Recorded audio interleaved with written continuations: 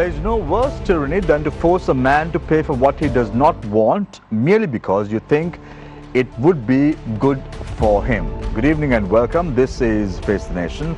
Our topic of discussion today revolves around SVAT. Will the abolishment affect the export sector?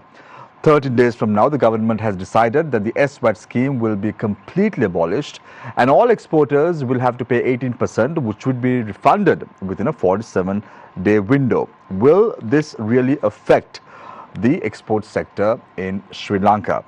Joining us this evening on the show are Mr. Jayantha Karunaratne, former chairman of the Tea Export Association of Sri Lanka, as well as the Colombo Tea Traders Association. Also joining us this evening on the show is Yohan Lawrence from the Joint Apparel Association Federation. He's the Secretary General of the organization and also the Chairman of the Exporters Association of Sri Lanka. Mr. M. Shiham Marikar, Secretary General, CEO, the National Chamber of Exporters of Sri Lanka. Sean Van Dort, immediate past Chairman, Sri Lanka Shippers Council, as well as Mr. Pushpika Janadheera, Chairman, Sri Lanka Association of Manufacturers and Exporters of Rubber Products. To pose questions from our panel this evening, on to my immediate right is independent journalist Shiham Anis. Now you too can join in as far as the conversation is concerned. The number to send in your messages via WhatsApp is 076-656-5353. The number once again 076-656-5353. So let's get the ball rolling today with Mr. Jayantha Karunaratne, former chairman, Tea Exporters Association, as well as the former chairman of the Colombo Tea Traders Association. Now, Jayantha, understanding what's going on in Sri Lanka right now, 13 days from now, it's going to be D-Day for all the exporters at large. How is it going to affect the tea industry as a whole? Tea industry will have a serious issue. From 1st October, we will have to start paying VAT, which is 18%. As per our calculations, tea industry need to pay, the exporters need to pay 5 billion rupees every month to the Inland Revenue as VAT. So 5 billion is, we have to find that money. So from where are we going to find that money? Maybe we'll have to borrow that money, or maybe some companies will have that money, but most of us will have to borrow this money from the banks. So it's going to cost us money. So first we'll have to look for this money. We have to have arrangements with banks to borrow this money, and we have to calculate this cost of borrowing, and that has to be added up to the price. So then that means we will have to pay less money at the auctions. So the prices to the tea factories, prices to the producers is going to be less. And the major issue is that how to borrow this money, 5 billion for every month. If VAT is going to be settled, pay back in 45 days, maybe from the time we start paying, maybe about 60 days. So it's 2 months cost, 2 months borrowing cost for us. So we'll have to find that money for that. So the big companies maybe have one way of doing this. Medium size to smaller companies will have very, very difficult situation of doing their business.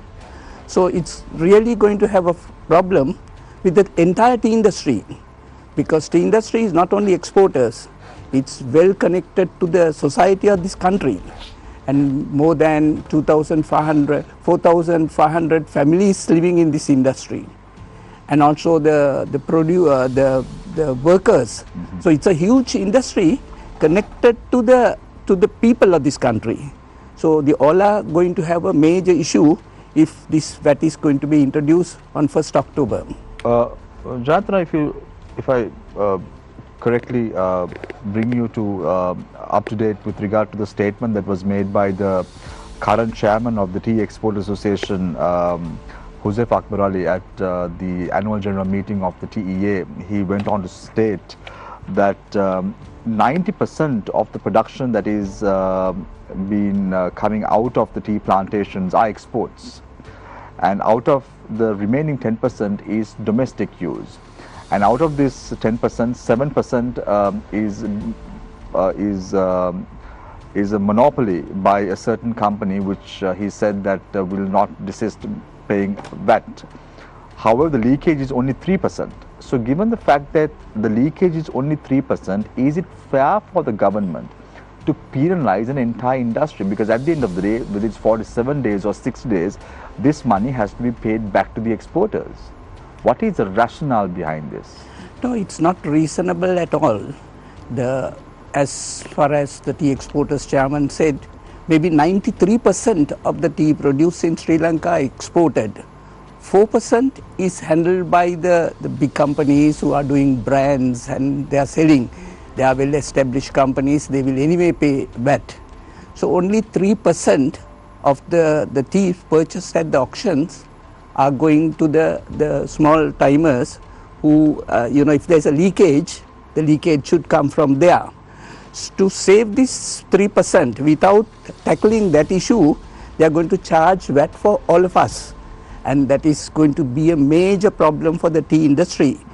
And also, we have been arguing that tea should be exempt from VAT, because we got an opinion from a senior lawyer that tea is not a processed product, because all other products of this nature, agricultural products like paddy and maybe banana, are exempt from VAT.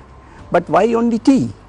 So there is no reason for them to start charging VAT on tea purchases at the auction. So it's very, very unreasonable. We have been always lobbying that not to do that, because also we will be very uncompetitive in the international markets. Most of our competitor countries like Kenya, India, Vietnam, they don't have VAT for the purchases of tea.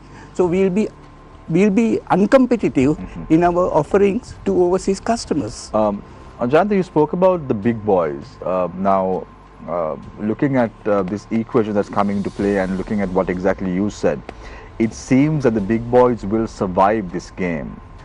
Isn't this why the big boys of the industry are not even talking about this and even exerting pressure on the government, because they want the small and medium scale entrepreneurs who are in the tea industry to be completely vanished from the equation?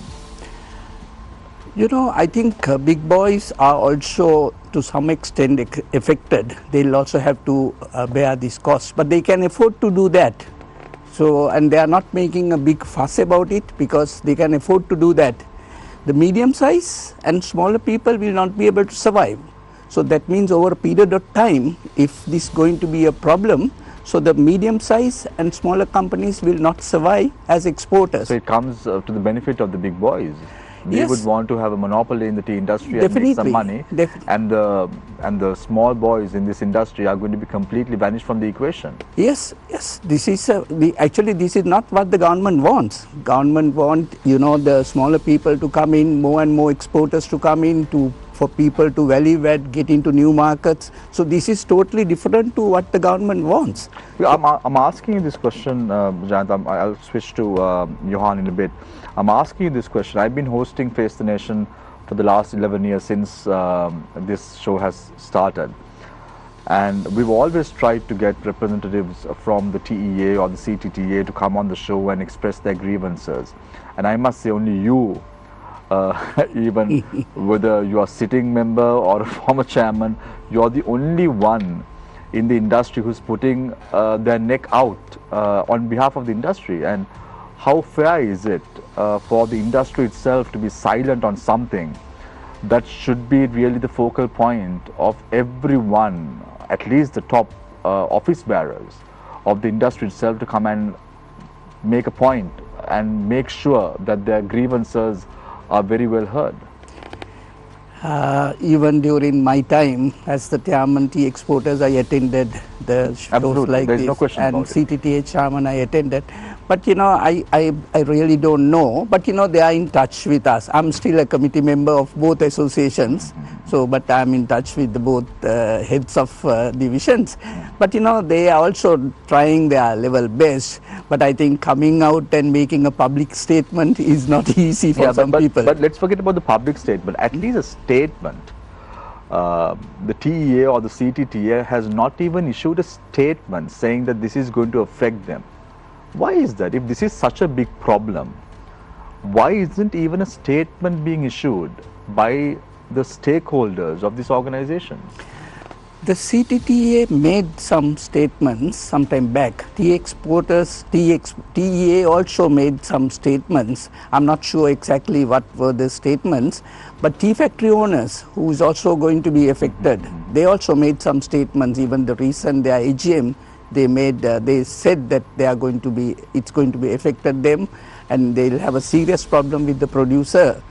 So, every association in their way, they are making whatever statements, but I think it's a matter of time, we will all feel, by October. One final question, Jayantha, before I move to Yohan. They say sometimes you have to make them feel the brunt of it for them to understand the gravity of the problem at hand. Why can't all the tea exporters join hands and boycott the auctions, at least for 1 week, to show the might of the industry? Because this is not a small industry. This is a $1.5 billion industry, and I saw on the papers that the government is looking at making a $2.5 billion industry by the year 2030. And if this is something that is concerning, because I'm asking this question why, Jayantha, because we all know just several years ago, when there was an issue with regard to a brokering company, all the exporters united and boycotted the auctions in that particular broker's catalog in question. On a trivial matter, not on a trivial matter, on something related, something very grave, but only affecting one exporter. But why can't the industry itself unite and come out and say, guess what, we don't like it, we are going to boycott for 1 week, we will show our protest. Whether the government is going to go ahead or not is up to them. No, this was suggested, this was discussed also. But there is a group, some of the people think that we should boycott, because we have been talking to the government, regulators, maybe last 4-5 months. So we explain to them it's not going to affect not only us, to the people, the poor people who are living on the estates. It's going to affect them. The plantation companies will have to start 4,500 families. And then the plantation workers, it's going to affect all of them. So, some people say we should boycott. Some people think that we should allow it to go for 1 month and see. So, it will naturally happen, whether you like it or not. Exporters will not be able to buy tea. So, it is automatic if you don't solve it. Affect the auction prices coming down and even a crash at the Colombo tea auction. Yes, prices is going to come down because, the less money will put in by exporters to buy tea. And then because of their cost, that cost will add up to the price of the tea at the auction. So it is a natural thing. So whether you start boycotting from the first auction, or maybe it will be natural anyway. But I still hope the government will still consider to change this, because it is much more serious than we expect to happen. Let's say this hypothetically comes into effect on the 1st of October. Yes. Will the industry look at $1.5 billion by the end of the financial year, or is it going to be much lower? It's going to be lower, definitely. We are in October. So, last year I think we achieved around $1.4 billion. But I think 2 reasons. One is this SVAT issue, and also quantity is also slightly declining. So those 2 reasons put together, I don't think we will reach $1.5 billion for the year. Right. Thanks a lot, Jayantha Karunaratne, the former chairman of the Tea Export Association as well as the Colombo Tea Traders Association. As I said, Jayantha, you've always come on the show irrespective of, because I've done this show for the 11 years, and it was very rarely we've got representation from the tea industry. So I now move my attention towards Yohan Lawrence, Secretary General of JAAF as well as Chairman of the Export Association of Sri Lanka. Now, Yohan, when it comes to the apparel sector, many are saying that taxing you all in respect of the scheme is okay, because you all bring in a lot of money to the country in terms of US dollars, and all the boys who are in the industry are very well, are doing extremely well in their area of expertise and area of work. So the notion is taxing an industry that's doing well is okay. What do you have to say to the government who has a thinking of this sort, which is not very prudent when you look at the future of the industry at large? Thanks, Shiham. So I think when you talk of taxing the industry, I'm assuming we're still talking about the VAT. That's VAT, right? So the idea is that VAT is refundable. So from a revenue gain to the government, it's a zero-sum game. So by repealing SVAT, assuming the system works, there is no revenue gain to the government. So I think that concept of saying you're bringing it in to tax the industry isn't correct, because there's no net revenue gain to the government. The point of the matter is that by doing this, as Jayantha explained, it's the same scenario will happen, that you will have money that's tied up, and that money comes at quite a cost. So we did an exercise to look at how much is going to get caught up, and on our reckonings there's about $68 billion a month that becomes VATable. So there's about $12 billion a month that has to go into inland revenue and come back out. Now, if it comes and goes in the 45 days, it's not 45, but whatever, between 45 and 60 days, that comes at an interest cost of 2.5 billion rupees a year. So anybody who thinks that an industry has this sort of money to just throw away in interest for a zero-sum game to the government, there is a flaw in the thinking.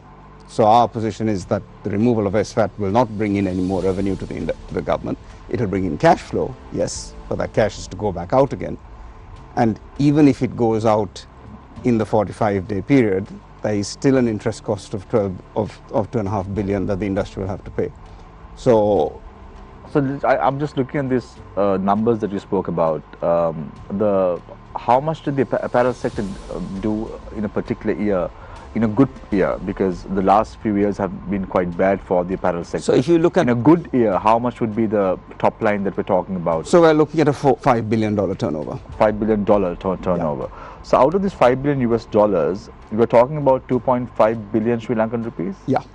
Which is very small. So we have to break the concept between turnover and profit. Yeah, but so the point is this: the $5 billion turnover, and there are a few apparel companies which are public companies. If you have a look at the accounts, you'll see how well they're doing or not. So I think because you have turnover is not profit. This is only 10 million, approximately 10 million US dollars that we're talking about. Yeah, but coming off profit, and there isn't that level of profit in the industry. Your profit is the industry runs on single digit, even before we come to Trump and tariffs and the impact of all of that. So because there is a $5 billion turnover, that doesn't mean there's a $5 billion profit. So I think that there's a flawed assumption there. And even if there was a profit, why should there be? What is the benefit of this scheme? If there is zero-sum gain to the government and all the government is gaining is cash flow, why would you want to do it? Why would you place any burden at all on an exporter? So I just want to understand, Yohan, what sort of discussions have you all had with the government on this respect? Because we are now 13 days away from this big day. Yeah. So to be fair, we have through, I think probably from the early part of this year, if not even from last year, we have had regular discussions with the current ST, with Inland Revenue, to air our issues, to talk about the challenges that we have, to talk about the impact that it's going to have. So on the plus side, there has been a lot of dialogue with government, but 13 days away, we still have our concerns. So you're saying that it's just an effort like pouring water into a duck's back? So I think there's an understanding from government side as to what the issues are, but for the moment we still haven't had a satisfactory resolution. But there has been ongoing discussion. Who is heading this effort in question? I just want to understand how oblivion is this person, he or she, to the industry issues. I'm sure you are talking to someone. Is it the Secretary to the Ministry of Treasury, or is it the Minister himself, who is Anukumar Disanayaka, or is it someone else in the Inland Revenue Department? I just don't understand the logic behind this issue, because I feel that the person who's handling it doesn't have any experience as to how to handle a industry. So in terms of who we talk to, so it's ST and Inland Revenue, and then so there's the Ministry of the Ministry as well. But it's our conversations are generally with ST together with Inland Revenue. So primary conversations with Inland Revenue and also conversations with ST. So the Inland Revenue Department doesn't care about the country's future, or are they just towing a line with the IMF? So I think it's a towing of the line. This is now law. So the Inland Revenue Department, and I can't fault them for that. They've been given a law and they've been told to implement the law. So the law is passed. The law says SVAT will be repealed on the 1st of October. So they are proceeding with that. But have you had a discussion with the President himself about this issue? Yes, we have raised this a number of occasions, and the assurance that the government has given us is that the refund mechanism will work seamlessly. And this is where it all hangs in the balance, because that's not a proven method at the moment. So I was of the opinion, Yohan, just correct me if I'm wrong, during the budget speech that was made by President Anil Kumar Dissanayake this year, he mentioned that there would be a pilot project that would be carried out to test and try whether this refunding mechanism would work as seamlessly as they speak about. So has this pilot project been carried out? No, it hasn't, and you're right. In fact, even in the IMF technical document in February 2024, it talked of the need to have a pilot to be able to prove the concept. That hasn't happened. So that hasn't happened at all? No. What has been done is a simulation has been done internally within the department to see how it would work, but in terms of a pilot, there hasn't been a pilot. There is a challenge to that, Shamir, is that for someone to become part of the pilot, you have to opt out. And, initially we didn't have companies willing to opt out, but latterly we did. We did have one or two companies who said, fine, we'll opt out, and because to do the pilot, you have to come out of the system. And initially, as I said, there was some resistance to that, but we did have companies who said they would be part of a pilot if needed, but that pilot didn't happen now. So, don't you think a stick approach is needed? I just don't understand, Yohan, correct me if I'm wrong, why isn't the industry itself united on a matter like this? So I think we are, as JAAF we are, as EASL, as joint chambers, a number of these conversations are had with joint other chambers. We've had press conferences together, we've had meetings, we've had each industry has its own nuances. So there are tea has its angle, we have our issues. So there are some nuances that have to be explained at industry level. But I think as far as industry is concerned and the chambers are concerned, everybody has been united, and we've had a number of press conferences. So I have a lot of questions for Jayantha and Yohan as the show goes along, but I'm just going to leave it at the moment. But I'm going to pose questions to you as the show goes along, as I said before. Sure. I want to quickly move to Mr. Shiham Marikar, Secretary General, CEO of the National Chamber of Exporters of Sri Lanka. Shiham, don't get me wrong, but what exactly is the role of the National Chamber of Exporters on a matter like this? Yeah. I feel the chambers are silent. If you look at the National Chamber, we had the National Chamber chairman who was the advisor to the president. And how would the advisor to the president to align with the private sector of the country? I don't know. With his conflict of interest or not, I don't know. If the advisor to the president was selling ice cream, I would understand, but he also was an audit firm's partner. So I don't know. Please tell us that there is a reason that Shiham Marikar is sitting on this show tonight. First of all, thank you, Shamir, for having me on board. Taking some points discussed earlier about the industry not being united, this is not correct. Because in my chamber, we represent almost all the sectors. 620? Was over 600 members. From the MSME to the extra large, covering almost all products and service sectors, and we are all united in this. When this announcement was made, there was a lot of panic. We were getting flooded with emails, calls, our members walking in, trying to understand what this is. And with one voice, for the past 2 years, as the NCE, partnering with our other chambers, we have gone and met and lobbied on behalf of Sri Lankan exporters in every forum that we can think of. We even went and met the head of the state. As you know, removing SVAT was announced previously. I mean, by Ranil Wickremesinghe. At that time, we went and spoke to him again and again and again. We got it postponed by a year. Now it has been. I mean, it was supposed to take effect from 1st of January 2025. So we got a little bit breathing space. Having said that, we need to know why they introduced SVAT. To support the Sri Lankan exporters. I mean, they knew that the exporters are facing cash flow issues. Now, you were talking about the apparel sector, big boys. They are doing 5 billion and what is 2.5 billion rupees in terms of interest. But all of them are today working on very thin margins. Their cost of doing business has gone up. Cost of energy, cost of labor, it all has doubled or gone beyond that. So they are working on very thin margins. We have apparel sector members in our chamber.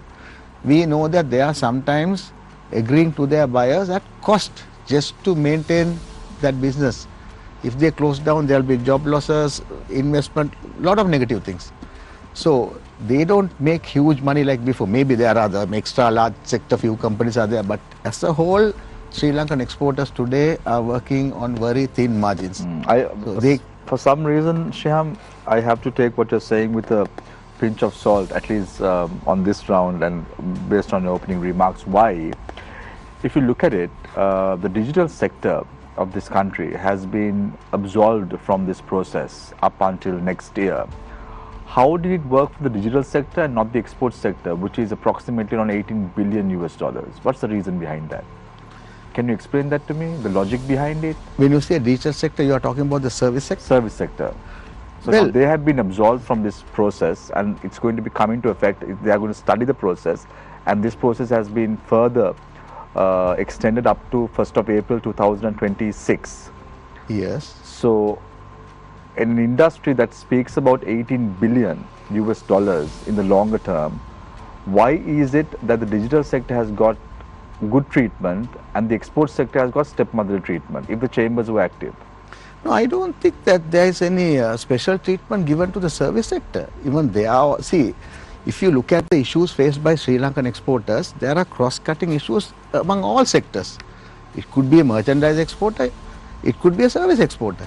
I have not heard of any special treatment given to a particular sector. But don't you think this is because about the US tariffs? Because most of these digital service sector companies are coming from the US. Yeah, so recently there was an announcement. Please, yes. We have to be very open because these are something that is affecting the industry. So I'm trying to figure out exactly the role of the chambers. So tell me, why is it that stepmotherly treatment has been meted out to the export sector of the country?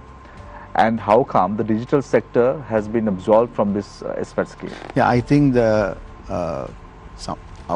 some sort of relief was given to that sector recently. That is due to the US tariffs and the negotiating team going there, getting it down to 20%.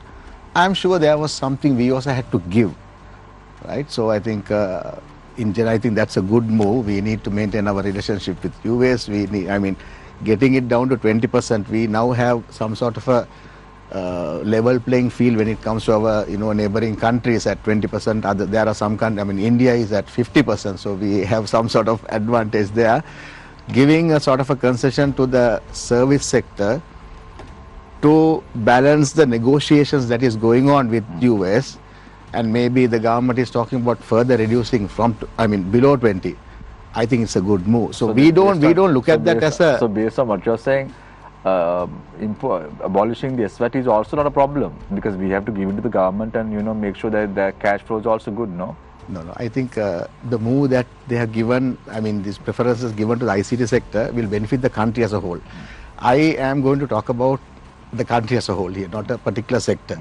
So this move may be a little bit of treatment towards that sector, but as a whole the country will benefit. And having a healthy relationship with USA is going to benefit all other sectors, including the apparel sector. Our teams, we are exporting. USA is our biggest market. So I don't see that as a... Shiham, I can give you a classic example. We've discussed about this tariff, Shihar, on this very show about the Indian tariff scheme. Now, we initially thought when this 50% came against India on the tariff scheme, we thought the Indian government would go with a begging bowl saying, please reduce this, this is how it's... Nothing. They're not even talking about it. The only thing that we see is the Foreign Minister of India criticizing the US government for doing it. But they are well okay with that process.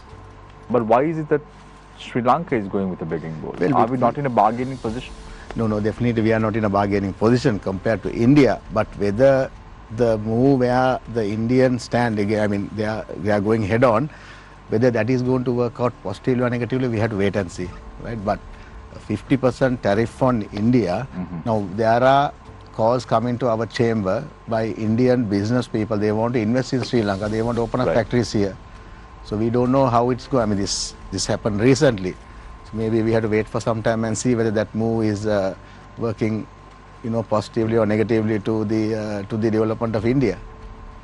Right. Thank you very much, Shiham, Marikar, Secretary General, CEO of the National Chamber of Exporters. As I said before, it's going to be a tough night today, Shiham. Yeah, but I'm 100% sure you came prepared. You have got all guns blazing tonight. And now move my attention towards Sean Van Dort, immediate past chairman of the Sri Lanka Shippers Council. Giving credit to Sean also, you've been on the show a couple of times, Sean, and tried to highlight the aspirations of the industry as a whole. My first question to you is, now today Daily FT reports that Sri Lanka's rupees 10 billion revenue administration management information system introduced in 2016 to modernize tax administration is facing a serious risks due to weakness in IT capacity. Now with SVAT also coming into play, we have this problem also. I'm 150% sure this is not going to come in 47 days. It's not, Sean. So what's going on? Why is it that the government is so hell-bent about doing and going ahead with this, very well knowing this industry, which is supposed to bring in around 18 billion US dollars in the longer term, based on the government's aspirations and forecasts, is going to drastically come down as we go along? That's the golden question we are also trying to fathom out. We totally were taken by surprise when they said they are going to abolish the SVAT. We know it has been proven time after time. We have seen presidents, prime ministers, minister of finance coming and giving us love lies and damn lies, and promising us the heaven and earth, but never materializing. It has never taken off ground. And as a council, we feel that this is going to be the same fate for this refund within 45 days. It's never going to happen. The ownership will be on the Inland Revenue to make it happen. Otherwise, we are killing the goose that is laying the golden egg. We have voiced our objections from the president onwards to at every Ceylon Chamber of Commerce meetings, to Export Development Board meetings, to customs, to everybody. And we know, our gut feeling tells us that Inland Revenue is not ready. They are simply not ready. Yesterday we had a meeting, a budget meeting at the Presidential Secretariat, where it was voiced out that there will be problems, but we will sort it out when we come to it. But we can't, we don't have the luxury to afford that. We will see if the refunds don't happen in 45 days, there will be a lot of industries closing and moving out of this country. This is not the only country that has VAT schemes in the region, and their payments are on time.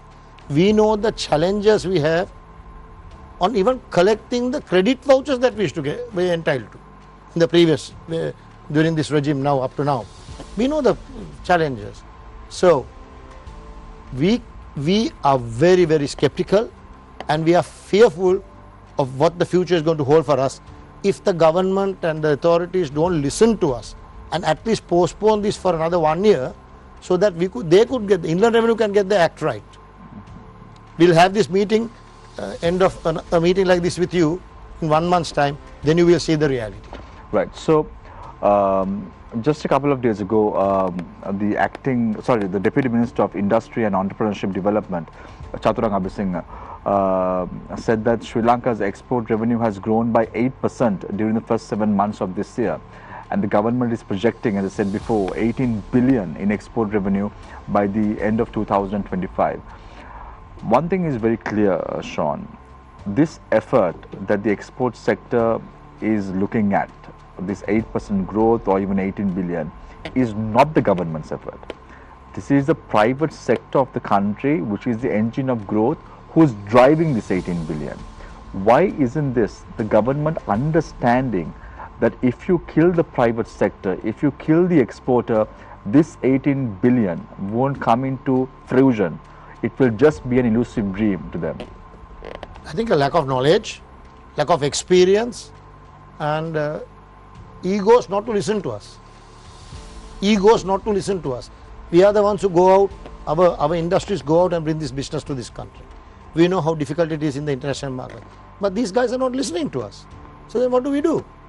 We will go where it's more feasible for us to work. That's what will happen to these industries.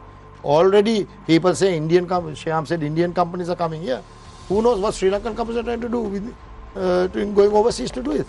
Look at tea, they can go to Kenya. Look at apparel, we can go to other countries where VAT is paid on time, even Bangladesh. So please listen to us. Yeah. Please listen to us.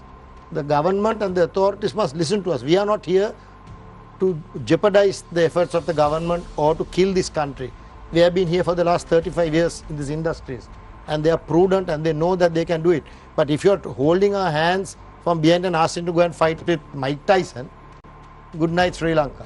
That's my what I can. So Sean, you were spot on. You said that even as we speak, companies may resort to going to Kenya to start a tea operation, for an example.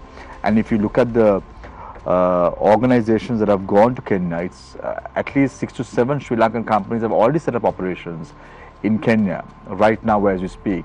So there is a threat of Sri Lankan companies even going overseas to set up operations because Sri Lanka won't be prudent enough for them to work. Absolutely. And as a result of that, foreign exchange won't come into the country.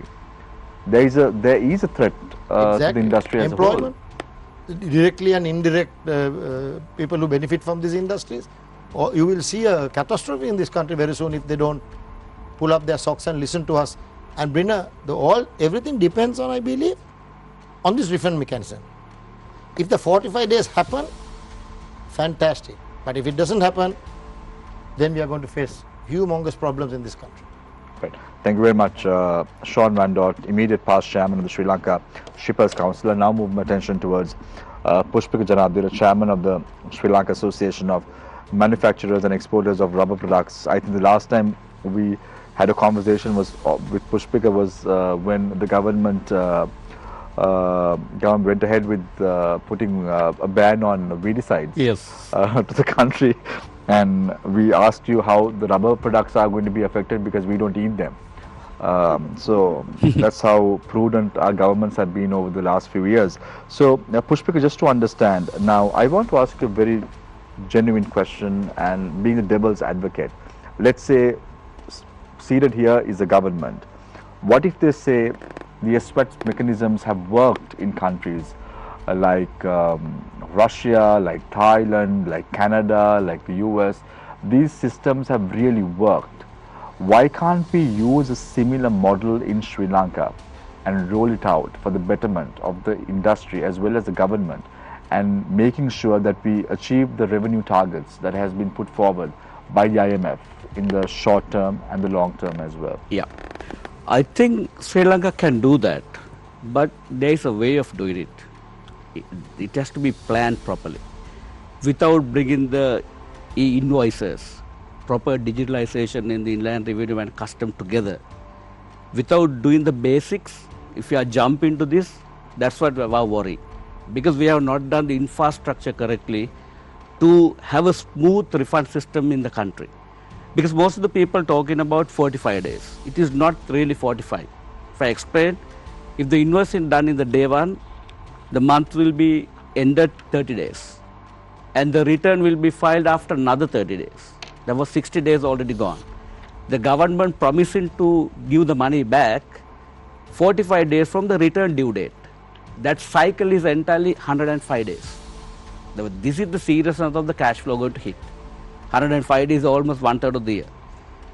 None of the business in Sri Lanka can afford to such a mammoth of working capital blocking the system and paying the additional interest. The other countries, as you said, our competition, with Thailand, Malaysia, Vietnam, they have a nice system which is a system driven, not the people driven. The Sri Lanka issue is when we want to claim, we have to walk to the inland revenue many times, talk to the people, because we have bad experience in the inland revenue. That is the whole issue. But through this system, it's not going to happen. That's what the government has assured. What is the guarantee? We are very happy if the system going to work like that.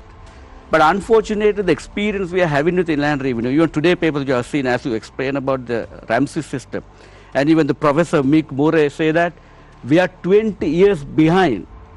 Even we are behind the African countries in our taxation systems. That kind of a system, knowing the system is bad, knowing the system is not going to work, if you jump in the SVAT, it's going to be a disaster. That's our worry. Because just imagine by force or somehow we go 1st of October. We can't reverse it. Because if they can't do the refund, if they start reconciling with custom, inland revenue not matching, then there's going to be a big issue.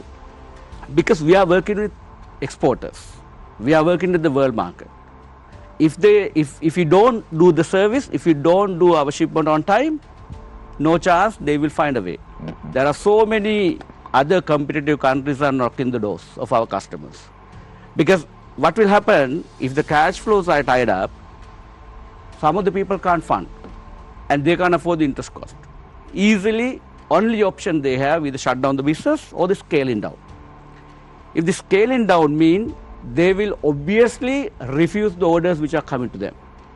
Basically, obviously, they will shift the orders to someone else. So what you're trying to say is, Pushpika, in a nutshell, just like Gotabaya Rajapaksa administration banned the application of fertilizer, this is exactly the same thing that Anil Kumar Dissanayaka's government is also doing, shooting themselves on the foot. I think more or less. Because government has to be very careful on this instance. I still insist government has to do a validation themselves. We have to understand our capabilities. What is our capabilities in land revenue? What is our capabilities in custom? How the system going to work? Don't forget that the largest VAT fraud in South Asia happened in Sri Lanka before SVAT introduced 2002 to 2004 because of this instance, 3.9 billion. This will not happen here because this is go through the vouchers. There is no cash movement happening in SVAT. That's the beauty of this system. This system is work very nicely. As Yohan, everybody said, 3% leak may be happening in this country.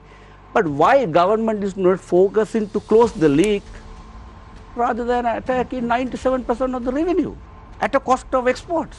So for us to understand, Pushpika, now you said that this is only affecting 3%, the leakage is approximately around 3%. But for us to understand, do you think that even to stop this 3%, the government has to have a technical know-how committee? Because right now what we know is, as Yohan and Jayantha very correctly said, the way in which the government is handling things is very haphazard, and it's a knee-jerk decision. Just because the IMF says something, we have to do it. It seems like that. Actually, this is not the area government can trial and error method, because the export is our bloodline, and the cash flow of an export business is really the bloodline of the business. You can't play with cash, because government have to understand in export business not like local. And even I saw the last week one of the ministers saying the rubber business want to double its revenue by 2030, 1 billion to 2 billion. But how can it be done if we are not encouraging export? If we are right at the moment 1 billion, if we want to 2 billion, we have to double the capacity in the country, rubber manufacturers. Double can be done by two ways. One is the existing players to invest. But existing players' money going to held up like this. No chance we can invest on right. So Pushpika, we're talking about the abolishment of the SVAT, but we also know that similar efforts was taken right after the end of the conflict in Sri Lanka. This was in the year 2011, where the SVAT was again being abolished by the government. How did that process work? Was it successful? Have we learned a lesson from that moving forward? How long did it take for reimbursements to happen at that time? I can't remember exactly what happened before that. But question here is, we have a proven system from 2011 to now. It's 14 years.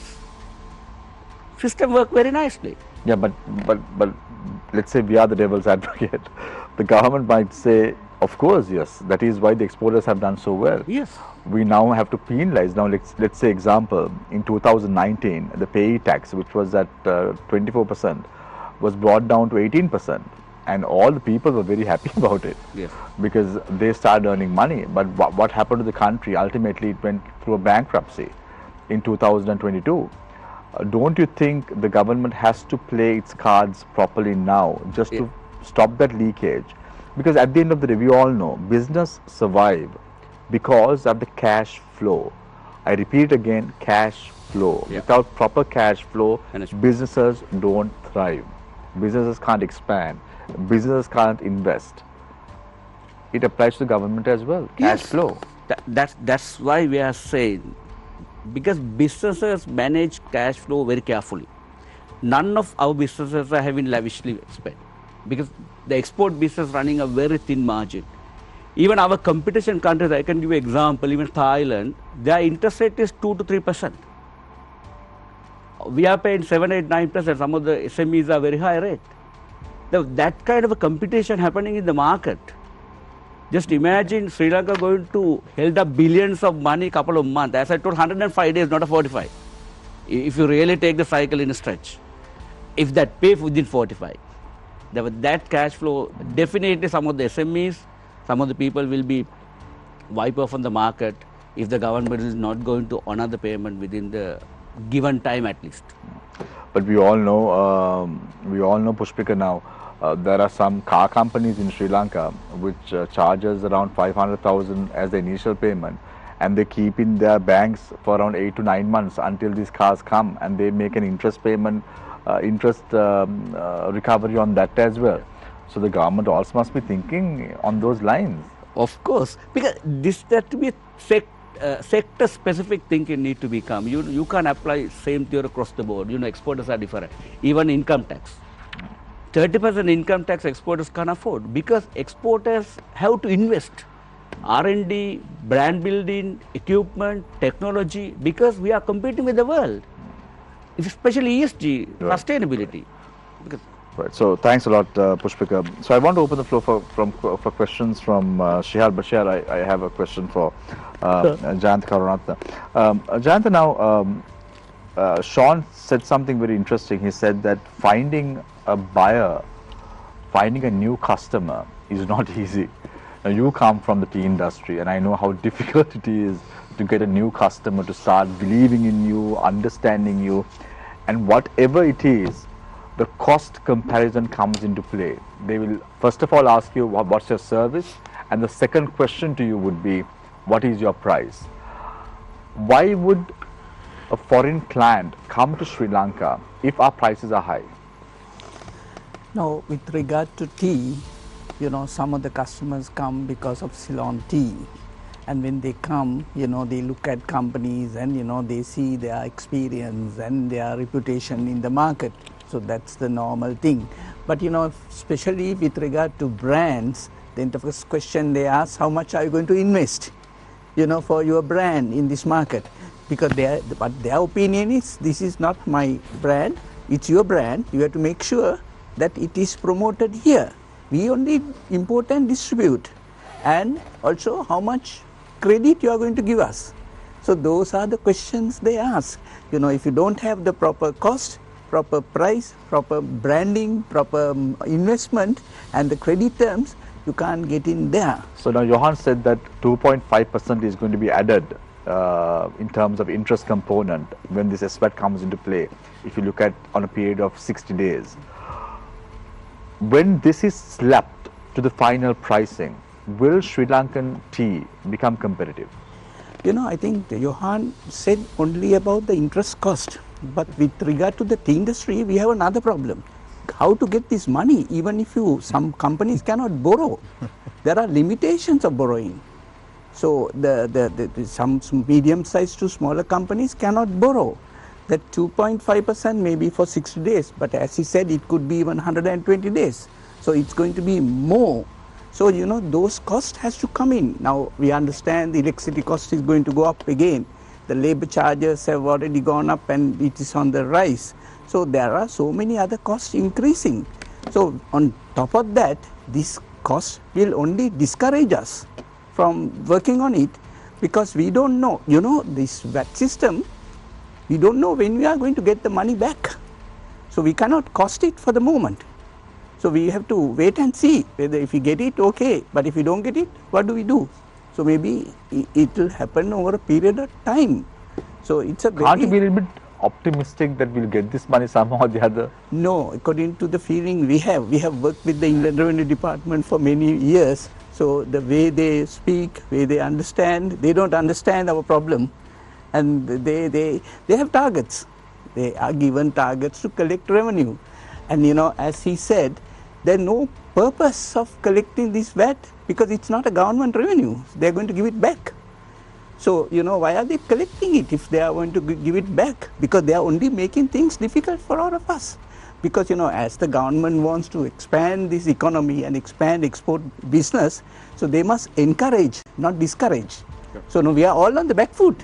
Now, most of us, the industry, is not thinking, about the future. And if you look at it, Jayantha, the export taxes is around 30%. Yes, profit taxes 30%. It's just and crazy. on top of that, the industry is paying about more than 3 billion rupees by way of cessors to the government. So there are a lot of money collected already by the government from the tea industry. So this is all bringing in much more pressure on the industry. So when I spoke to several individuals in the tea industry, Jayantha, at the annual general meeting of the Tea Exporters Association, what they said was they have already told the government that use them as a pilot project first. Yohan said that this has not been activated. Is it the same case with the tea industry as well? Yes, even even our company volunteered to come in, but we gave them a condition because we will be very uncompetitive with the other exporters if we get into this. But we asked who are the other people coming in, and also we gave a specific period. We will do it over a period of time, and also we need the money back because otherwise we will be very uncompetitive during this trial period. So after we gave those conditions, they didn't come back to us. There was also a categorization saying red, green and amber channels. So those who are low, very medium, regular. and high. Low, medium, and high. Yes, And high absolutely. So, Yohan, can you just explain this to me a little bit? So when the scheme was first talked of, you had a distinction. You had an eligible exporter and a non-eligible exporter. So the eligible exporter is somebody who exports directly 50% or more in the previous year. Those eligible exporters were then going to be risk rated into low, medium and high. And in the initial conversations with Inland Revenue, in the initial presentations, the idea was that if you were low or medium, then you would qualify for the 45-day refund without the audit, and if you were high risk, then there was a different process. Initially, the conversation was that this risk rating criteria, because exporters wanted to know what the risk rating criteria was, and there was some back and forth on this, and there was a commitment initially to make public what that risk rating criteria was. It's kind of moved away slightly from that. The conversations are now saying, no, if you're an eligible exporter, you will get your refund. The focus is a little bit less on the low, medium and high risk. So whether that's going to come back in time in another variation, we don't really know. Shiham, I want to put forward this question to you and then Yohan. Now, you would have been,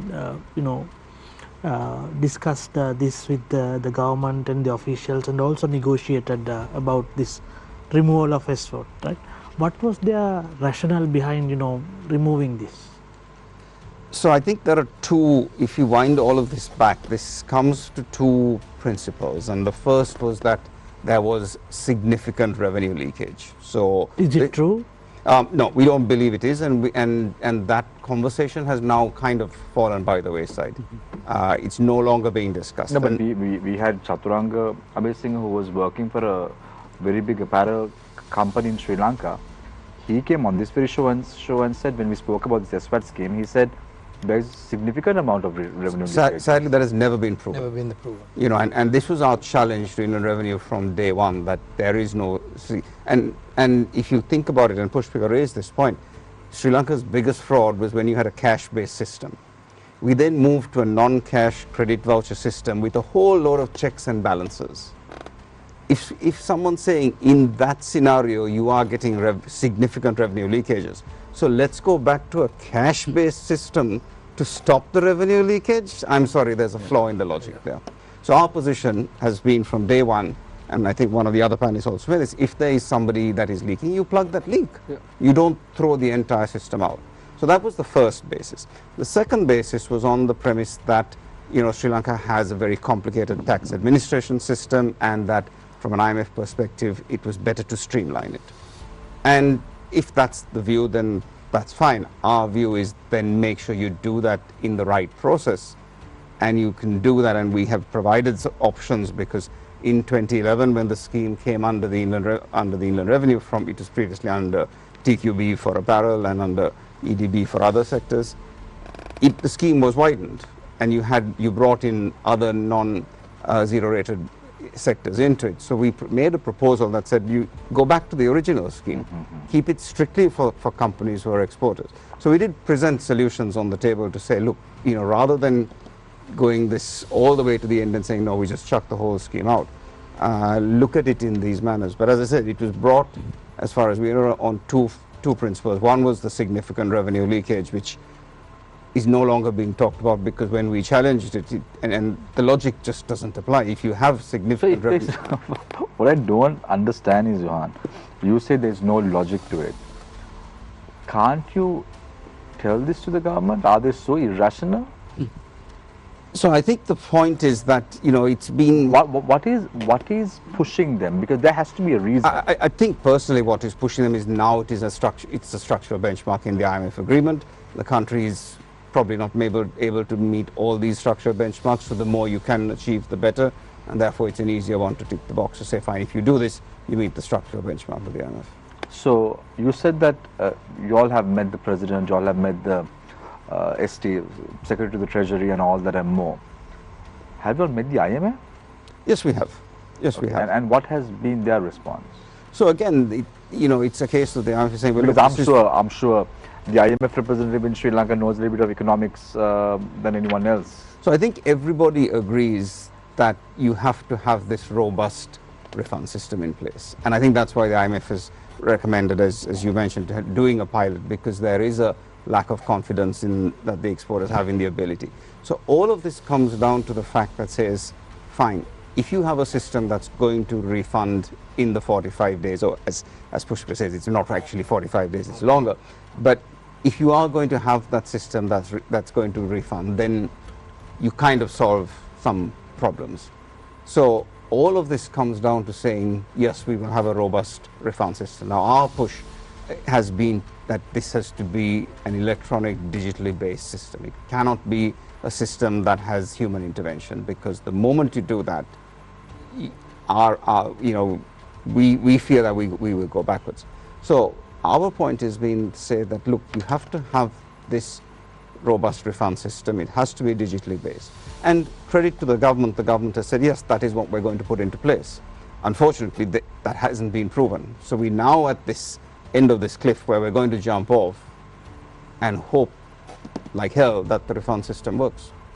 So again, I'm trying to figure out what you're trying to say, Yohan. Are you trying to say there is no system in place? There is no proven system in place for it. Is there a system in place? Now forget about whether it's proven or not. There is, because even in the current current SVAT scheme, even if you take apparel exporters, you have some purchases that are made on cash basis. So there is a cash refund system that is working. Okay. But the refunds don't come in anything like 45 days. They don't come in 3 to 4 years. Right. So right now the cash refund system doesn't work. So Shiham, just to understand now, you are the CEO of the National Chamber of Exporters of Sri Lanka and also Secretary General. I'm 100% sure Dumindu Hulangamua, who is the President's advisor, has a big role now with the government's agenda. Have you all brought this to his attention?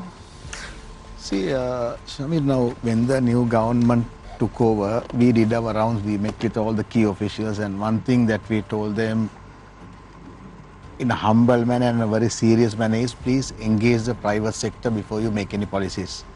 But this SVAT removal is something that came in from the previous government. But still, we feel that there was not much of consultation with the private sector in terms of handling this SVAT removal matter. Our members, almost all of them, will never agree that they will get a refund in 45 days. That credibility. 100% sure about it. Oh, they are saying no way we will get our money in 45 days. With that credibility they have towards the IRD and their past experience, the huge backlog that they have before SVAT was brought in, all these are reasons, not that they are just pointing the finger at them. And also there has been corruption happening there. My colleague was telling me about a huge corruption, so this is why the SVAT was brought in.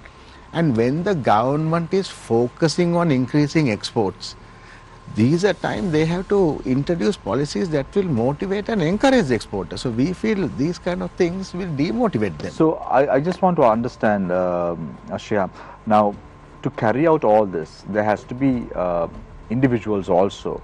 Now I can give you a classic example. I think Jayantha also can add to that. When this SVAT scheme is being brought, you'll have to have 2 or 3 people working on this scheme itself to make sure that your refunds are made on time, follow-ups are made constantly and all that and more. So from the government also, there will have to be more employment of IRD officials. Now we know that Harsha De Silva recently at the COPA meeting said that 700 million has been allocated a spike of the bribery and corruption unit of the country. So do they have people to do this in the Inland Revenue Department? Yeah, so we asked the same question from the Inland Revenue Department, and they have told us there are about 35 to 40 staff members they have trained to handle these refunds.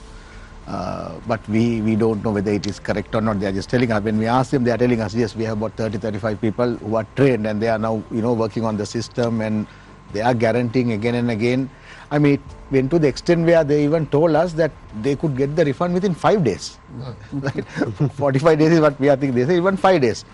But nobody is confident that they can do that. So why is it that if a pilot project is what has been looked at by the IMF, why aren't they doing it? No, they are running pilot projects.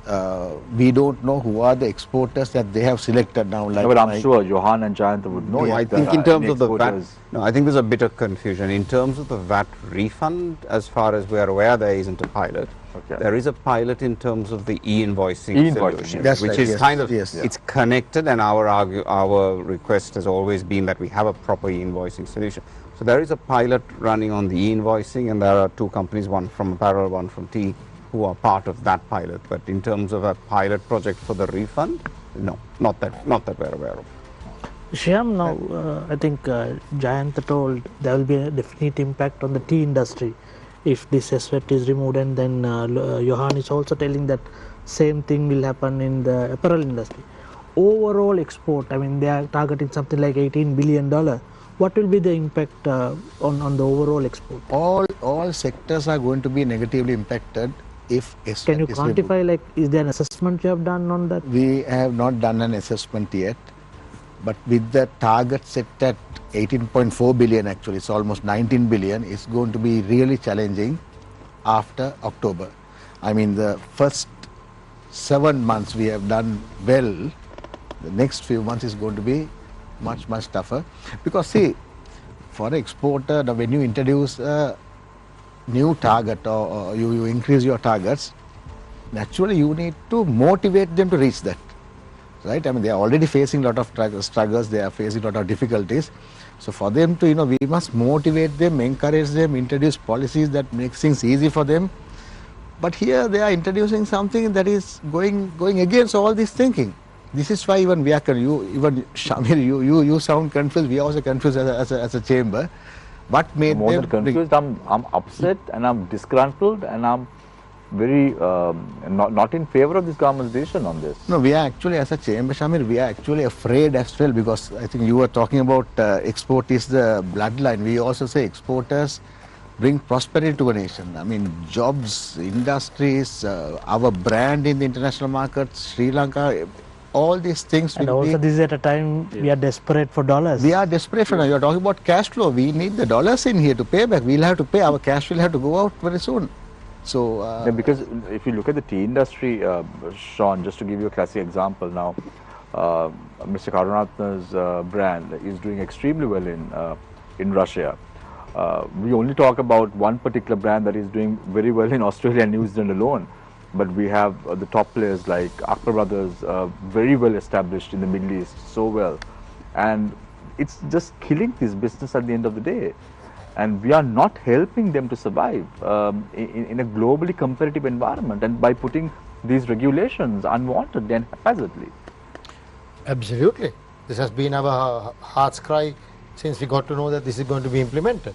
But if the authorities cannot understand and do not want to understand, and their egos are coming before their decisions, what can we do? People who can will take their business and go out of the country. People who can't will close down. You will see a drastic dip in the exports of this country. This is what we have been telling them from day one. At the Ceylon Chamber of Commerce, when Mr. Hulangamu was there, he assured us, no, this SVAT is coming, we will ensure the refunds. This is all verbal diarrhea that we have heard all this time. I've told you at the beginning, I told you, presidents, prime ministers, ministers of finance have come and promised us heaven and earth. Has anything materialized? Nothing. This is going to have the same faith again. And it's not too late for the authorities now to understand, feel what we are saying, feel the pulse of the industries and say, yes, let's postpone this and come with a concrete plan. Show us the pilot project that is working. Let's take one. And also I would like to stress the fact that most of the people around this, in our associations are in 25, 35, 40 years in the industry. They are not the ones who are having revenue leakage. The inefficiencies of the IRD made the revenue leakage, not us. But what they are doing, instead of sniping, they are carpet bombing all of us. We will fall from the frying pan into the fire if they don't understand this and take heed to the advice that these prudent businessmen are giving. So Sean, if you look at these companies, apart from a few companies who've got government support in 1970s to expand their business overseas, most of these companies are hard-earned money. These are individuals who have taken collaterals against their houses, against their properties, and build this business without any government interference. Don't you think the government has to support these companies? Absolutely. They have to support these companies because this is going to be the future of Sri Lanka as well. If you don't have an entrepreneur mindset, the countries will never prosper. And do you think the government, because they are either far left or center left, they don't have this thinking in mind? That's my opinion as well. They don't have thinking of how to run a business. If you look at the policy makers, they have not marketed a cup of tea in their life. They have not run even a tea boutique. So they don't know how the business is run today. The sweat, guts and tears that the business entrepreneurs in this country has shed to develop this country, it's a crime if it's going to happen. And again I plead with the authorities and postpone this. There's nothing wrong. If you can postpone for the digital industry, why can't you postpone for us?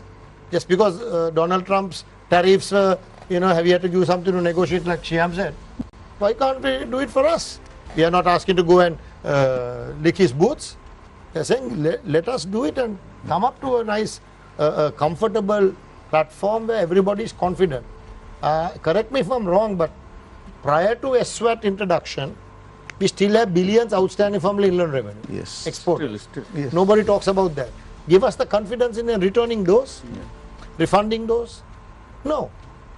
Adamant to go ahead with their plans because they don't understand the essence of business. And that's all we can say. And if it's going to continue like this, I would say good night Sri Lanka. Sure. Yes, too. What's the issue with the inland revenue? Is it because of they don't have the capacity, or they don't have the technology? Why are they delaying the refunding? It is because the manual draconian checking of documents was the biggest issue at that time.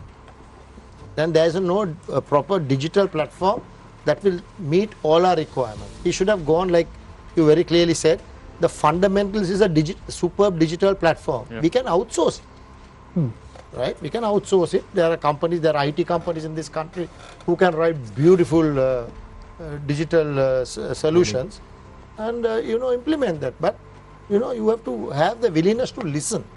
That willingness to listen has been a problem with all politicians in this country. They never wanted to listen to us, because once they make up their minds only, they come and float the idea with us, and they don't take any of our advice for granted into consideration. And then we fall flat on our faces, and then the rich are getting richer, the poor are getting poor.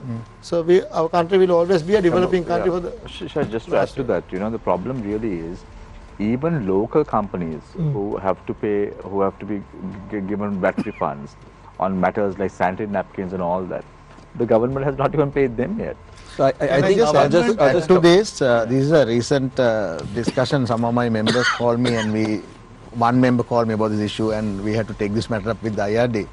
Now there are members who are BOI registered companies, and they are supplying to a BOI registered exporter.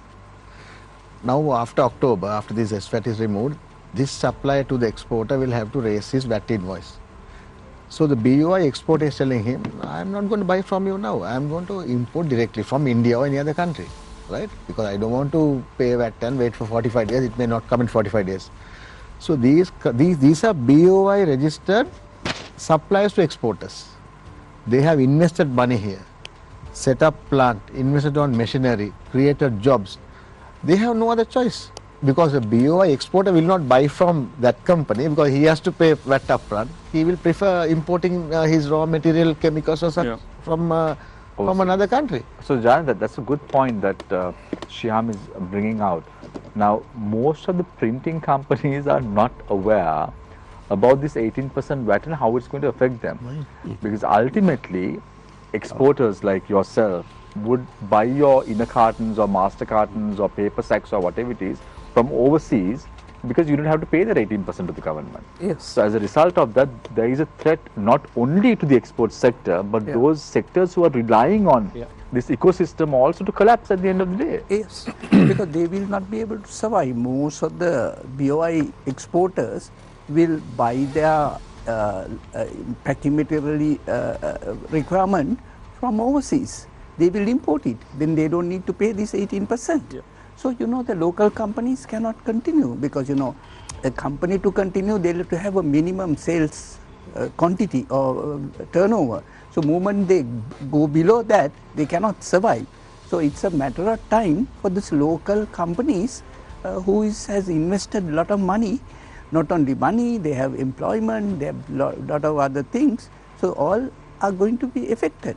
So, I don't know whether they understand this or not, but it's going to be a major problem.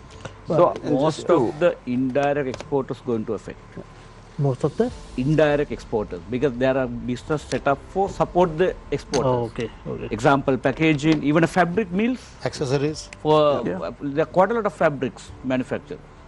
Accessories, they were all going to hit, because when an exporter going to hit for a cash flow a couple of days, they realize that is not going to work with them. They can buy from other countries.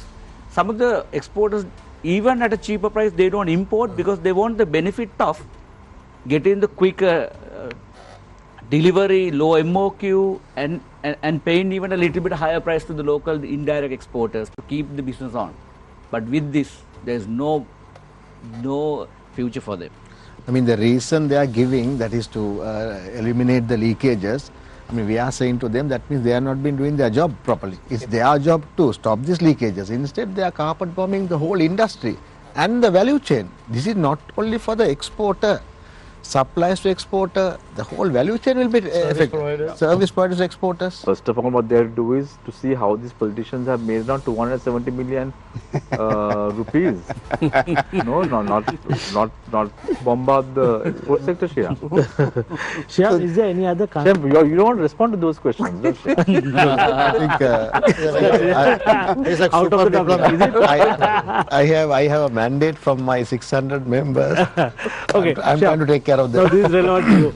Now, is there any other country that has the same experience like Sri Lanka is experiencing now? Like, you know, SVAT system is removed and then. No, I think without limiting it to SVAT, any country that is focusing on exports have to support that industry.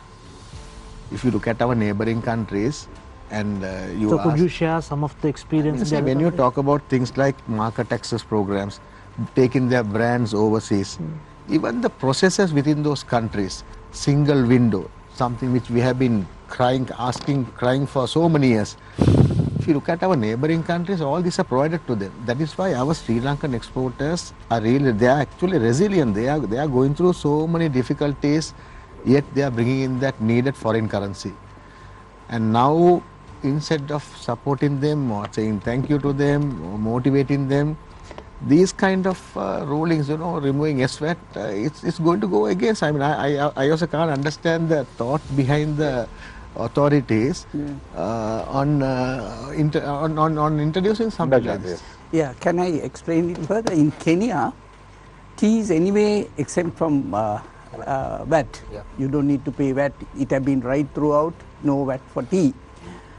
Packing materials, they had a system where people used to pay VAT and then refund system. So that's also very long. From last year, in the last budget in Kenya, they removed that also. To encourage exports, they removed VAT on indirect exporters so that they are free, their cash flows are not, because we are going the other side. So there is no way we can fight with. Right, yeah. So, Kenya. they are our competitor. So they have got, even the indirect exporters are VAT free now, but we are trying to bring in VAT on them. So, now Sri Lanka, they have been always, build up Kenya. Like in 1970s with nationalization, all planters went there, started tea. And then subsequently this, our fertilizer issue also hits Sri Lanka tea industry. And now again we are bringing in VAT.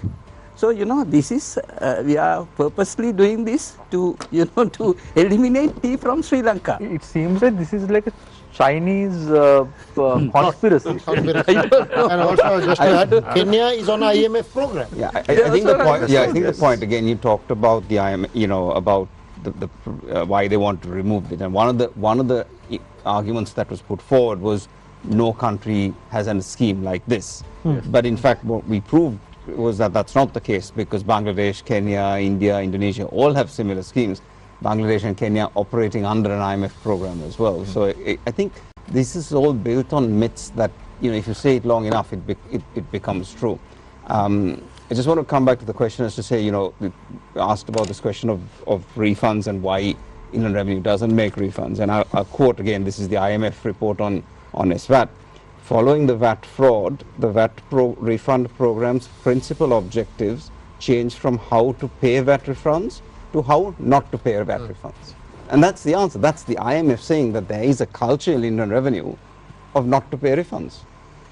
So we're now going into a place where we are going to all, on a wing and a prayer, that refunds are going to happen in the background of having this culture and no exporter having seen anything different. So, Yohan, in other words, what you say is like we have not properly bargained with IMF on this. I don't think so. No. That's not the case. No, I don't think it's IMF idea to bring in VAT to exporters. We don't Because, believe that proposed by us. we don't believe that this pressure is coming from IMF. Oh, No, okay. we don't. We have done our research. We have met with IMF officials. Yeah. This is wrong advice, wrong information given to the policymakers. By whom? By whom? By the previous regime. Let's open let's a fact. No, The at that time, probably this is okay because the government revenue was very low.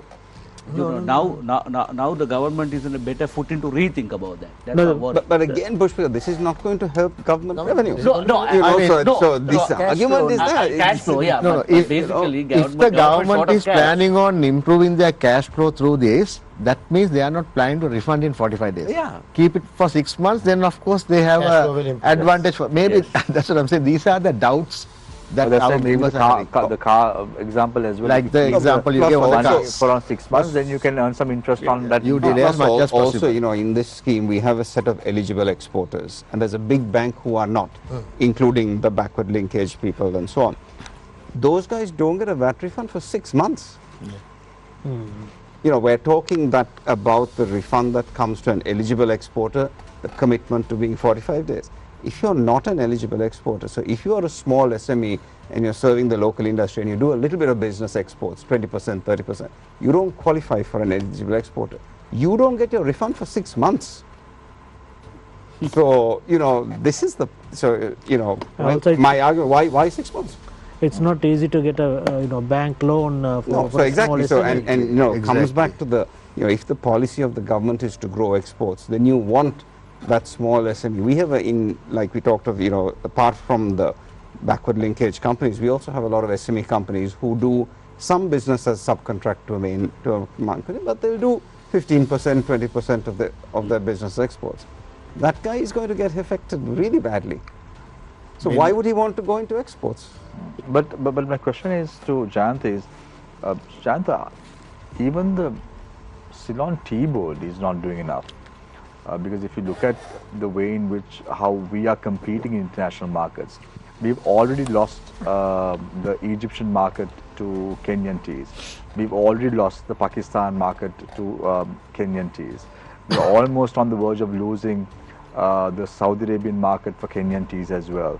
If you look at Iran, Indian teas are doing very dominantly very well in that part of the world. Then we are looking at how the Indian Tea Board is pressing the exporters to go to countries like Libya, where Sri Lankan teas are very dominant. Now they're trying to take a chunk of that as well. But what is the role of the Tea Board on matters like this? We know that there is a new chairman that is appointed by this government. Is at least the chairman of the Tea Board, who has a wealth of experience in the plantation sector, raising concerns about these issues? You know, actually Sri Lanka produce very small volume of tea. We produce maybe maximum 275. We were producing 300 and 310. So, and also Sri Lanka gets much higher prices than most of the other auction centers in the world. Sometimes $1.5 to $2 more than the other auction centers. So I don't think we can do better than this, you know, in terms of volume, because we are full. You know, what is my personal So opinion? this government saying about 400 million kilos is just no, a, that's just, a plan. You know, dream. if you that's a plan. They can't do it. 2030, if you can fertilize it and if you can grow properly, maybe they can come close to that, at least 350. So, but you know, my personal opinion is to import tea, which is not allowed. So Liberalizing the tea liberalizing the tea industry, which will not happen in But Sri why Lanka. aren't they doing it? Because most of the companies are doing through the red channels this blending operations, whether or not Sri Lankan exporters are open to it. It's happening as we speak, Jayantha, I'm telling you. Maybe very, very small volumes. You know, why still our volumes are 275. We can take it up to 400 within 6 months if imports are allowed. So why isn't the industry being liberalized? Is this on the agenda of even the TEA or the CTTA as we speak? No, TA has been always lobbying for importation. CTTA has mixed views because there are producers as well as exporters, but there is a producer lobbying against it. You know, as I said, there are so many local producers, families involved with this. They are politically very strong, so they will not allow importation. So we are killing this industry in Sri Lanka, allowing this the business is going away from us. But if you liberalize, what sort of industry are we talking about? Are we talking doubling the export volume in the tea industry, at least 3 billion? Actually, we can do much bigger than that. You know, I don't know whether you remember Liptons were here. I think they left in 94 or something because they tried their level best to liberalize industry here. So then the government said no. Then they left Sri Lanka, went to Dubai and various other countries. Ahmed Tea, for an example. Ahmed Tea also left Sri Lanka because they knew this is not the place to stay. Only the medium-sized companies, globally, medium-sized companies can remain here because from available. But I saw that recent news, Sri Lanka is going to allow some spices to be imported. There were a lot of lobbying against it because they don't want their prices to go down. They think the prices will come down. So they are lobbying to stop that. So, you know, we will be like this forever. So we will not do because we will collect a little bit of spices and export. So there is no vision for this government also? No. I don't think if it's politically very risky, they will not take that risk. Yes, because we are talking about liberalization, I think the right man to ask this question is Sean.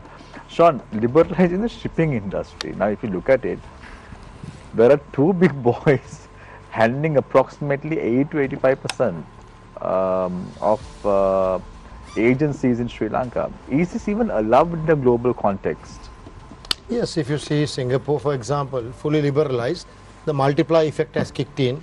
The fear that we have is that shipping lines or these principals will come here and take over the business, and the profit that is now being used by these companies to diversify into their other businesses will be lost, right?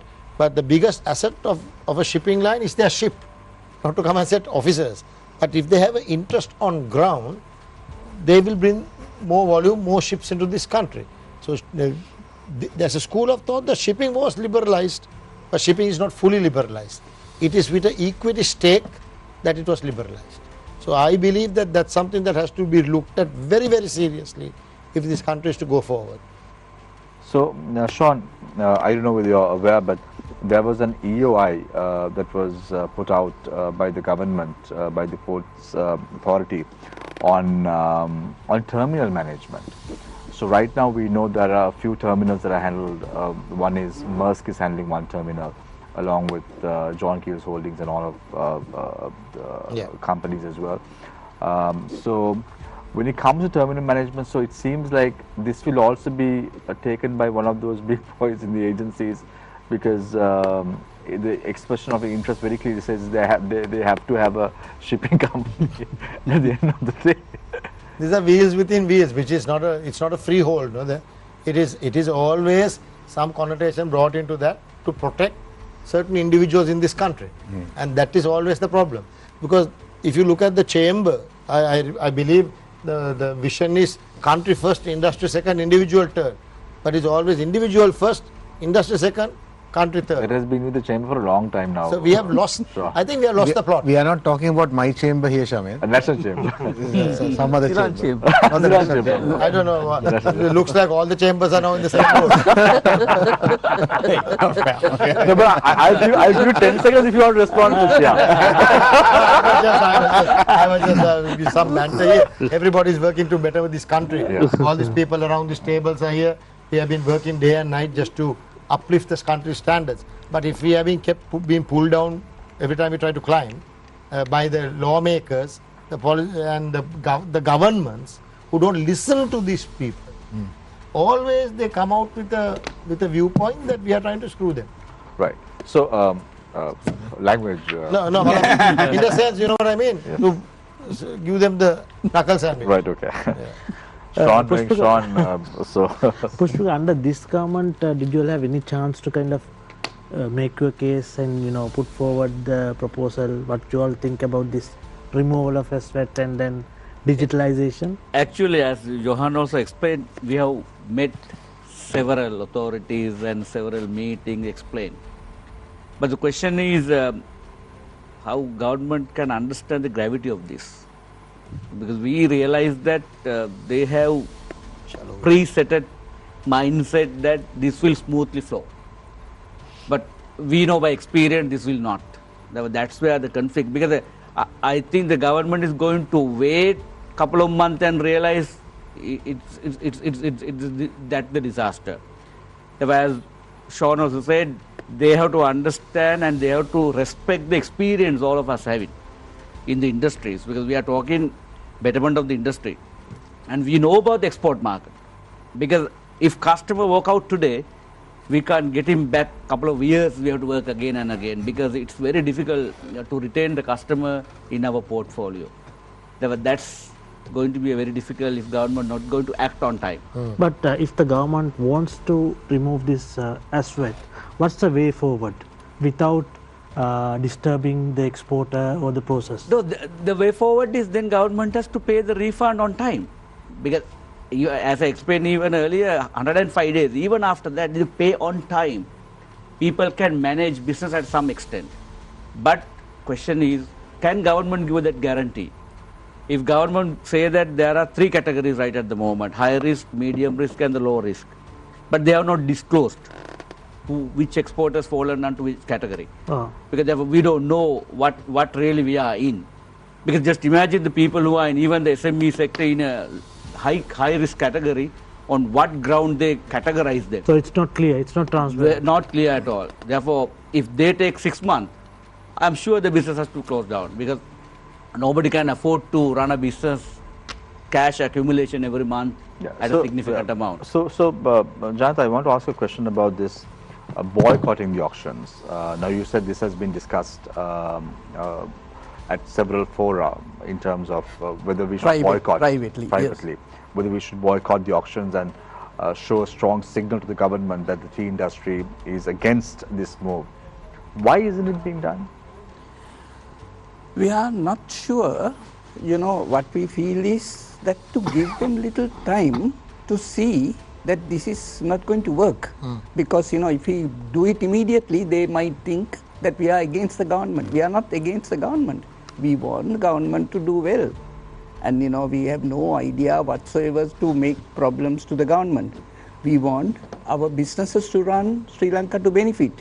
So this is why we thought we give them little time, few weeks or few months, for them to realize that it's going to go. Yeah, but we don't need to boycott. It will automatically stop. Yeah, but hypothetically, why do I get the feeling that 2 months from now, when the auction prices crash, the big players, the top 20 exporters or top 30 exporters are going to gain a benefit out of this, and as a result of that, you all are going to completely not talk about this issue ever again. People will not buy, so only few companies will operate. So the market will have to crash to the level they want to buy.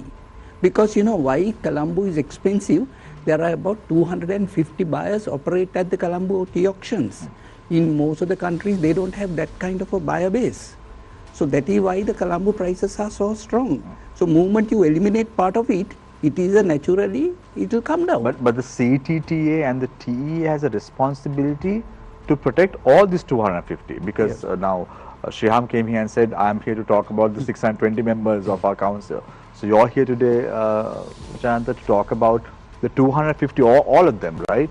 So don't you think their interest has to reign supreme right now, not the individuals at the end of the day? Yeah, we want to protect them and also want to make sure that the government feel comfortable with us, that we are not against them. We are not against the government. We only want them to listen to us and to make sure that at least delay this for a further period of time until a robust system is in place. So I still personally believe that they will not implement it. I don't know, maybe I am not correct, but I still believe they may not implement it. They will understand the gravity of this issue and have a proper system so that we all can survive. Because now no younger people wants to get into the tea industry, because they know it's a kind of a very, very... Like the sleepless nights you have, Mr. Jayantha, I don't think anyone wants to go through that. Just to add to that, Shamir, you were asking about way moving forward. Removing SVAT is not the way to move forward. Exporters are waiting after October. Once they remove it, for some bad luck, if the refund mechanism fails again, there's going to be a huge problem among all exporters, all the sectors. We fear that, because they come to us as chambers. We have to represent them. We have to go back to the government, talk to them, get everything reversed. It's going to be a huge mess, and we don't need that, especially when we are marching ahead strongly to reach that target of 19 billion. Right. So I want to wrong give move. I want to give each speaker 3 minutes to sum up your thoughts. Don't bring in new arguments for the sake of clarity and all that. So we'll start off with Pushpika Janadheera. What is the way forward? If not SVAT, how can exporters help the government with their cash flow and help them, as you all have done in the past, very aggressively? I still can remember in 2020 when COVID happened, only the tea industry was active. All the other industries were suffering. The apparel sector really crashed. Jayantha would bear testament. Only the tea industry was working around the clock, and that year was one of the best years for the tea industry as well. So I want to start off with Pushpika to understand. Pushpika, what do you think the way forward is ultimately for the tea industry in Sri Lanka and also for the entire export industry, including rubber? So what I think, as we explained many times, this is not the right time for abolition of SVAT. Government has to rethink, because we can't do mistake again. At least we recommend to postpone by a year and understand this again, establish the necessary infrastructure, train inland revenue people, train the SMEs, train the necessary people for and adhere the system smoothly run. Without that assurance, we don't recommend to go to the government. And also about the cash flow, this is a cash flow issue. I think if you take the income tax 30%, the budget is coming. This may be a good opportunity government to rethink about the corporate tax on the exporters 30%, because exporters need to invest quite a lot of money in the business for infrastructure development, for capacity enhancement, for technology bringing to brand building. Therefore, this is a good opportunity for them to relook at and help the exporters from the cash point of view, reducing the corporate tax as well, and helping business to invest money within the business and expand the capacity. If government want to go for a increase in export business, there has to be a capacity building in the country. The existing players need to invest on the business. And also, the other side of the story, if we go for SVAT abolish, and if they have a bad mark on that, FDI going to be a challenge to Sri Lanka. Because none of the investors will not come. They will really thinking about twice price about their investments. And also, whether it's go good way, they will wait minimum 2 to 3 years to see how SVAT going to work. Therefore, there will be a temporal setback on the FDI on the export sector, because no one will come immediately. All have the wait and see approach. This is a good time government to rethink and postpone by a couple of months. Thank you very much, Thank you. Pushpika Janadheera, Chairman of the Sri Lanka Association of Manufacturers and Exporters of Rubber Products. Just to understand, so all of you are of the opinion that this has to be prolonged or this should not be implemented immediately, but this should come into effect. That's all over the world this is happening, but certainly industries are different now. Some countries tea is exempted anyway, but VAT system is there, but they have a proper mechanism for refunds. So without that, even in Russia, even in Poland, or even in Kenya, our experience, they have a VAT system, but they pay on time. Yeah, but the notion that I'm getting from all of the players here is the fact that you all are not against the government abolishing the SVAT, but have a proper system in place and prolong it until something substantial comes into play, because you all also want to help the government. Yes. If Exactly. a proven system, right? Just to understand, right? So, Sean. So my urgent plea is, there is no shame in postponing anything that has been discussed, because at the end of the day, it's within the country. It is no additional revenue to the government. They have to pay it back. It's not a revenue collection. Postpone this, show us the will from the inland revenue with a robust system, which I think we will be happy to participate, 1 or 2 companies, and show us the act, not just walk the walk, talk the talk and walk the walk both. Because it's very important to do that. Otherwise, the confidence levels are very, very low in the country. Enterprises have no confidence in these refund mechanisms. And only to do that is to, let's take a rain check, do what we have to do, get the system up and running, and then I think anyone here will be happy if we get a refunds in 45 days to be a part and parcel of this taking the country forward. Thank you very much, Sean Van Dort, Shiham. Yeah. So Shamir, I know your program is, you have a very high viewing your customers. So many people look at this program from the government and the private sector. So our message from all my members is, we as chambers, we know what our members are going through. We talk to them daily. We know the difficulties they are facing. We know the challenges they have, the difficulty they have in their market access programs. This is not a time to remove SVAT. We need to support them. We need to encourage them. Our humble request from the state authority who is watching this is, please reconsider, postpone this maybe by another year. Make sure there is a proper refund mechanism. Win the hearts of the exporters first, in terms of there shouldn't be any doubts in their hearts. Then implement this with their blessings. We need to move forward like that. Right now it is like the government is forcing this on the exporters. So this is not a good way to move forward. So my message is that the government should reconsider their policy decision and hopefully postpone this by another year. Thanks, Shiham. I think echoing similar things, I think, yes, we agree this is going to happen. It's in law. It has to happen. Key is the refund process. Key is the change in the inland revenue ability to refund. Why do we want it postponed? Things that have to happen in that time. A proper digital invoicing system has to be brought into place. A pilot has to be done to prove it. We also need to have a look at the unintended consequences that we have, such as the impact on the deemed exporter. So pause it, take a relook at these particular issues, set up proper pilot, get the proper invoicing in place, prove that it can be done, and then, as Shiham says, you win the hearts and the minds of the exporter as well. Jayantha, Karunaratne. Yes. I believe that, as he said, that, different industries should be treated differently because, we all agree commonly the VAT is something has to happen in the near future. But, must understand how the industry runs.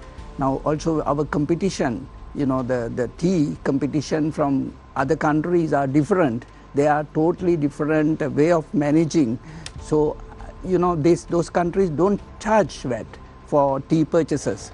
Packing materials also, though they used to charge, now they have removed that. So I think we have to have a proper system. And if it's going to happen from 1st October, this local manufacturer will have a, very tough time. Small exporters of tea will not be able to survive. So I think they have, that should come in. It is happening all over the world. Every country has this. We don't have a system. Until we have a proper system, we should, postpone it for a further period of time until the government can guarantee us, okay, if you don't get it, we will pay you money. If you can give that kind of a guarantee to us. If the treasury can give us a guarantee, okay, if you don't get money from inland revenue, we will pay you money. So if you can give that kind of a guarantee, we are for it, but otherwise hold it for the time being. They say until the cows fly over the moon. Anyway, thank you very much, Jayantha Karunaratne, former chairman of the Tea Export Association, as well as the former chairman of the Colombo Tea Trade Association. Thank you very much, Jayantha. I know you've always been very vocal about this subject, come on the show many times and spoken about the issues faced by the industry. Hats off to you. Thank you very much, Yohan. We've had a lot of conversations. Thanks a lot, Yohan, for bringing this issue up to the public domain and expressing very candidly the thoughts of JAAF as well as the Export Association of Sri Lanka. Thank you very much, Yohan, for joining us this evening on the show. Thank you very much, Shiham, as always, for coming on the show and telling what the chambers really expect out of y'all. And y'all are doing a good job, but I hope the National Chamber also steps up and do the same thing that y'all are doing with regard to how things should progress in Sri Lanka. Thanks, Dr. Sean. I know you are very vocal, very strong voice for the exporters industry in Sri Lanka as well. You come on the show many times, and thank you very much again for joining us this evening on the show. And Pushpika as well. We've had a lot of conversations with you, Pushpika Janadheera, chairman of the Sri Lanka Association of Manufacturers and Exporters of Rubber Products. We hope there is some light end of this dark tunnel that we are facing and experiencing right now. And let's hope for the best for not only individuals, not only organizations, but for the entire Sri Lanka as a whole. Thank you very much, Shiham, independent journalist, for joining us this evening on the show. I leave you tonight with a quote, as I always do. Taxation is theft, purely and simply, even though it is theft on a grand and colossal scale which no acknowledged criminals could hope to match. Because at the end of the day, no nation has ever taxed itself into prosperity. Take care and good night.